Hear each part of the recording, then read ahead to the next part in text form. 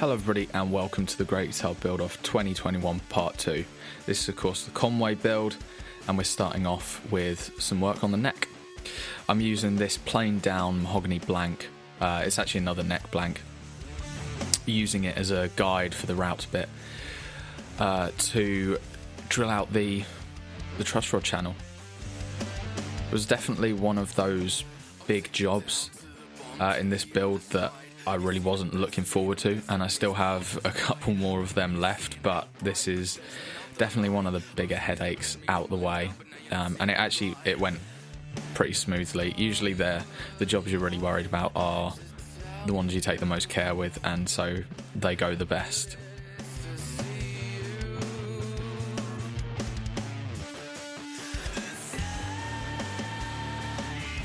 Anyway, here I'm just marking out the wider section of the truss rod where the little nut is, the adjustment is. Ready to chisel that part away. Also, it is a little deeper, so I ended up chiseling a little of the sort of floor out of the channel.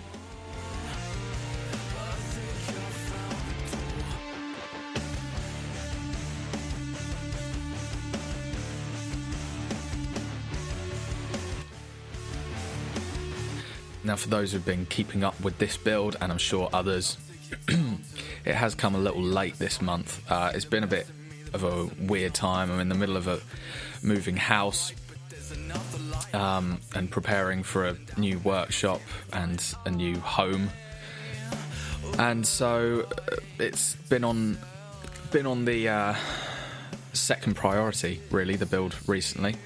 But I got some time.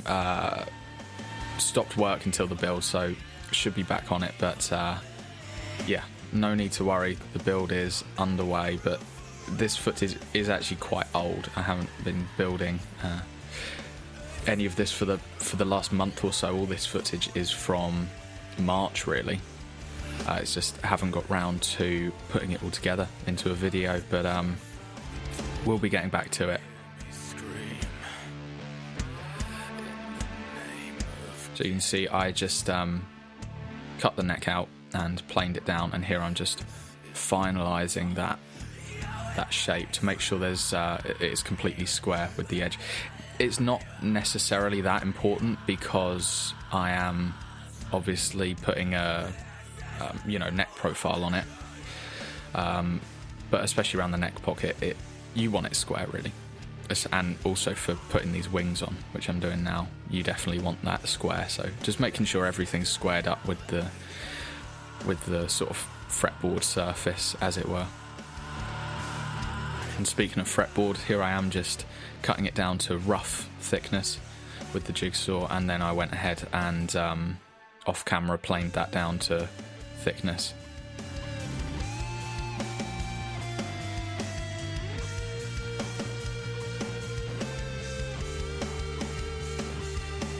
And here's a headstock with the second wing glued on and the centre line on there. To make up that Guiatone style sort of elongated Strat headstock, I actually had to shorten the design slightly because the Guiatone headstock is such a long headstock. This blank simply wasn't long enough for that design, so the little template I made in the sort of part 0 episode actually overhung the amount of room I have. And here we are, just with a big old saw roughly cutting the design out.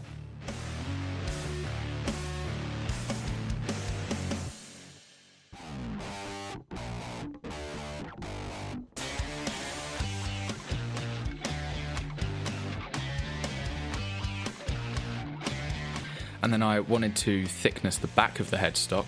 Not only was it a little uneven from the glue-ups of the wings, but it's just far too thick for a headstock, so I used these scrap pieces of wood to create a sort of sled for the router. It did get a bit messy by the volute area, but I should be able to tidy that up with a small volute on the guitar.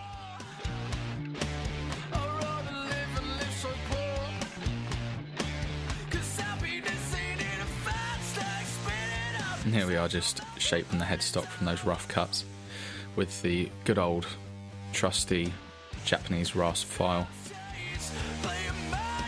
Takes away a lot of material. This would take years with sandpaper or just a normal file, but this saw rasp is just a beast. Gets the job done.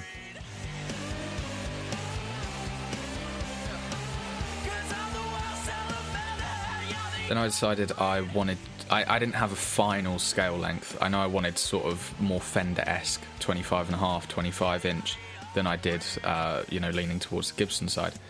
But I just marked it up there to see where the bridge would be on different scale lengths, just to get an idea. And here I've actually glued my long ruler onto the fingerboard on the centre line, and I'm just marking up the points where the frets will be, right in the middle of the board. Marking frets on a fingerboard is more difficult than I first anticipated, because obviously a fingerboard is tapered. So how do you measure a fret square to it? Well, that's where I came up with this jig. With the centre line, I place it on a piece of planed plywood, and then through this jig with 2 slots.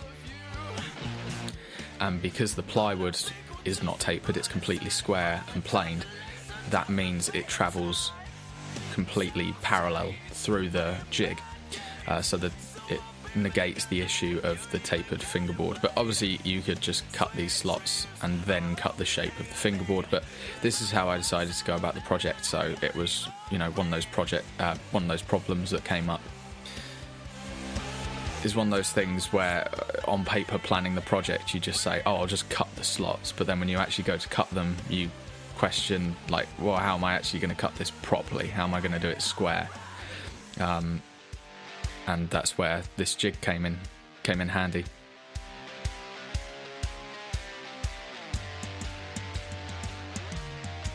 And here I'm actually marking out the inlays. As you can see, I've got a strip of binding there, and I've decided to use this binding material, as I've said previously, as an inlay material. So it's going to be kind of block inlays on the end of the fingerboards and then mirrored on the 12th fret.